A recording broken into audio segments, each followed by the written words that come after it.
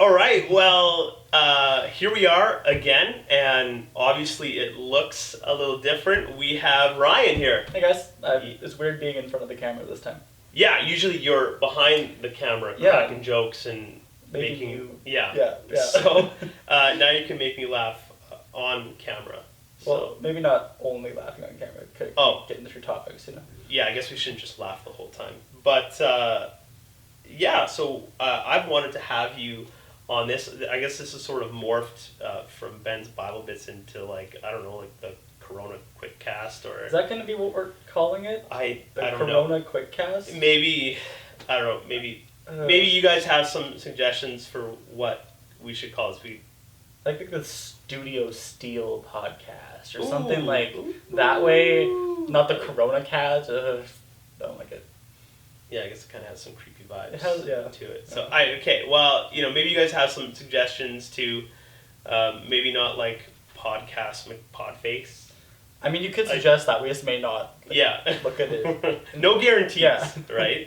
So I've been wanting to bring you on board in front of the camera and have conversations with you, but I didn't want to script anything. So I think that's why this format works well. But it kind of started when I was writing out ideas. And I just put on the board like how to explore your faith. Right. Do you remember that? Yeah, it was one of those just ideas you had for like the Ben's Bible Bits, but it was one of those things we couldn't just cram into like a 10-minute Instagram video. Like it was something that needed more discussion.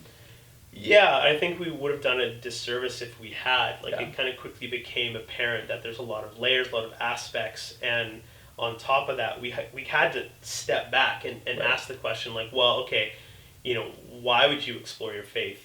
Because first you would own your faith and what that looks like. So we're going to talk about that right now, and in subsequent weeks we're going to look at unpacking like what this exploring your faith is. Yeah.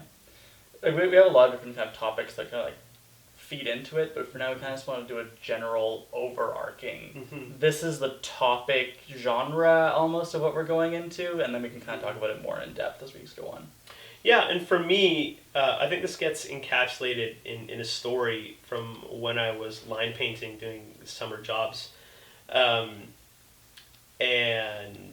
I was on this crew. We had 4 people. Our boss was the elder at the church. I had a friend that I worked with, gone to church with for a long time. Okay. There was me, and then we had a friend that was unchurched. That was 4. So I remember this conversation that we had. We would talk about church a lot, and my friend that I went to church with was moving out west. Right. And we were driving from one town to the next. That's what we did a lot. And our unchurched coworker was asking my friend what he was going to do when he moved away from his parents and away from his hometown, and almost sort of like indignantly he asked like, all right, so when you move away, are you still going to go to church? Kind of like that. And without skipping a beat, my friend, he was like, yeah, of course. What do you think? My parents take me to church? Right? And it sort of, for me, that kind of captures that idea of owning your faith, right? Yeah. In that moment, and long before that, he was taking responsibility for his faith. And I mean, really that's the expression of childhood to adulthood, and everything is coming out from under your parents and seeking independence, right? Not forgetting everything that your parents taught you, but carrying that on your own and really taking responsibility for it. I think it's a way to make your faith your own, which is essentially the same thing we've been saying like 3 different ways, but I look at myself, like my whole life I was like a Christian, right? Like I grew up in like the church, I went to Sunday school all the time, I memorized all the VeggieTale songs, like those kind of... I was a Jars of Clay guy, that was me. I won't put it past you. But like I grew up with that, but I really didn't start taking my faith seriously until my first year of college. Like until then I was just kind of content going to church with my parents, or was a Christian because I was hanging out with my friends that were also Christians, or a bunch of different reasons, but it wasn't really a personal choice that I made. I didn't really know what my faith meant. I didn't really know how that impacted me. Yeah, and even if you're not churched, right, this is something that everybody needs to be responsible for. Like no one can believe for you. Your parents can't, your pastor can't. Yeah. And this is squarely on your shoulders, Yeah. right? And this is going to have benefits in the long run when you take that responsibility, when you take that intentionality to make your faith your own, right? I think it also acts as like a way to, like a precaution almost, for when things could go bad in life. Like, I feel like when things are going good, it's really easy for you to lean back on your faith, to be able to, like, oh, I know what I'm doing, I know what I believe. When your tests are coming back with positive marks, or you have great relationships with your friends or your family. Yeah. But it's not until like life really hits you. Like, it's not until the hard parts of life happen that your faith really gets tested, and it really shows how strong your faith is. Yeah, like no one's kind of going like, well, in 5 years and 4 months, I'm going to lose my job. And Right. It's going to be devastating. If only these, you these knew things those are time surprises, frames, yeah. right? And faith is something to lean back on, and as a solid foundation that's going to be there for you when other things crumble. But on top of that, it's not just sort of something that is there for you when times get bad. It's there for you all the time. Yeah.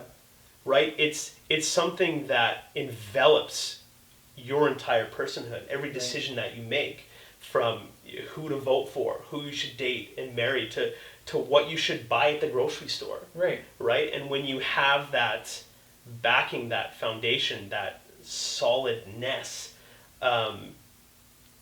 that's something that you can lean on and move forward in. And I'm thinking that with what you're saying is, like, if all of these areas of life are related to what you believe at your core, I think that just acts as a encouragement, as like a need for you to start thinking about this. Absolutely. You don't have to wait until these bad things happen, or until you're older and you know more about life. Like, you can start developing your faith now. Yeah, like with anything, like when you practice it, it's going to be easier to do later on, right? So if you're 15, you're 3, you're whatever, right? Like, if you start to put these into practice now, that's going to benefit you in the long run. So that's what we're exploring in this, whatever the name of this is. But we're going to be looking at those different layers and those, specific arenas that you can focus on that are going to have big impacts down the road. Yeah, exactly. Like, there's going to be a lot of stuff we want to be talking about, and we want to be talking about them really quickly, but we want to make sure we're giving the elements the time that they deserve. So we're going to probably go through one topic a week, just kind of going through some discussions on what this means. So we're happy that you guys are here and that you're joining us for this. If you guys have any ideas or anything that you want to dialogue about, like, please feel free to comment in the comment section, and we'll be responding to those. If you want to just like keep that dialogue going, if you just have questions, we'll be happy to answer those for you. So that's what we got for you this week. Stay safe. Yeah, we'll see you guys next week. All right.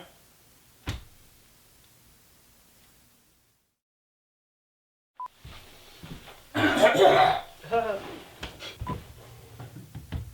you actually have something in there?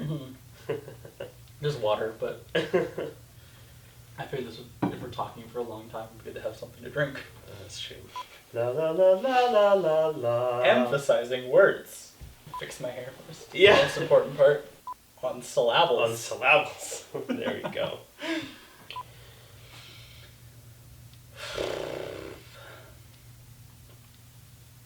All right. Sorry. We just stopped, looked at each other, and then both just panned to the camera. Well, that's what you're supposed to do. My dream is to be like, the hair flying.